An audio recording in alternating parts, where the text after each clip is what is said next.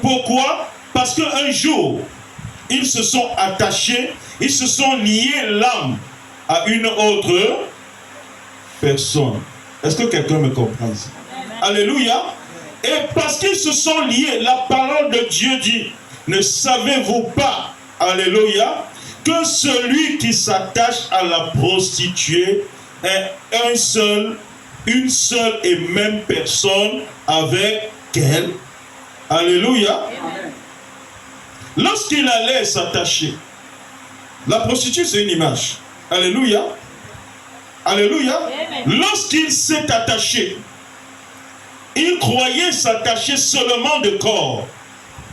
Mais dans leur attachement, il y a eu un lien qui s'est... Alléluia. Il y a eu un lien qui s'est créé au niveau de quoi? De l'âme. Je parle à quelqu'un ici.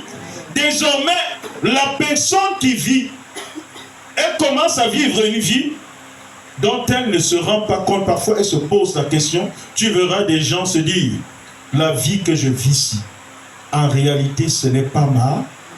Amen. Amen. Pourquoi? Parce que dans son fort intérieur, la personne a conscience de ce qu'elle mérite mieux. Mais souvent, ce qu'elle ne connaît pas, c'est qu'est-ce qui a amené le genre de vie qu'elle est en train de vivre en ce moment. Est-ce que je parle à quelqu'un ici? Elle croyait vivre, mais à travers l'attachement à la mauvaise personne, elle a pris la vie de la mauvaise personne. Et parfois, il est possible que la personne ait pris ça. J'ai parlé. Amen. Alléluia. Lorsqu'on a lu ce verset, on comprend en cela qu'il est des gens qui croient vivre leur propre vie, alors qu'en réalité, sans le savoir, leur vie, la vie qu'ils vivent, a été empruntée de celle d'un autre. Ceci à cause de quoi? À cause du lien d'âme qui existe entre eux. Alléluia. Et ces personnes qui les ont liés.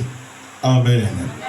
Je veux ainsi, bien-aimés, que vous puissiez réaliser que ce n'est pas tous les malheurs, ce n'est pas toutes les souffrances que l'on vit qui sont inscrits dans l'agenda, alléluia, qui sont inscrits dans la réalité de l'agenda de la vie de la personne. Tous les malheurs que l'on vit ne sont pas nécessairement inscrits dans l'agenda de vie de la personne. Or, la personne est là, elle vit les malheurs. Or, la personne est là, elle connaît des souffrances. Mais dans la réalité de la personne, alléluia, selon Dieu, la personne n'est pas censée vivre ses malheurs. La personne n'est pas censée vivre ses souffrances. La personne n'est pas censée connaître la vie qu'on regarde là et, alléluia, et pour laquelle la même personne là se trouve à avoir parfois honte de sa propre. J'ai parlé à quelqu'un ici. Mais, alléluia, on comprend que la plupart d'entre eux, la plupart d'entre ces malheurs, la plupart d'entre ces souffrances que les gens connaissent, alléluia, sont souvent générées à partir des liens d'âme qui sont tissés antérieurement. C'est-à-dire, on a tissé un lien d'âme à 16 ans. Aujourd'hui, on a 35 ans.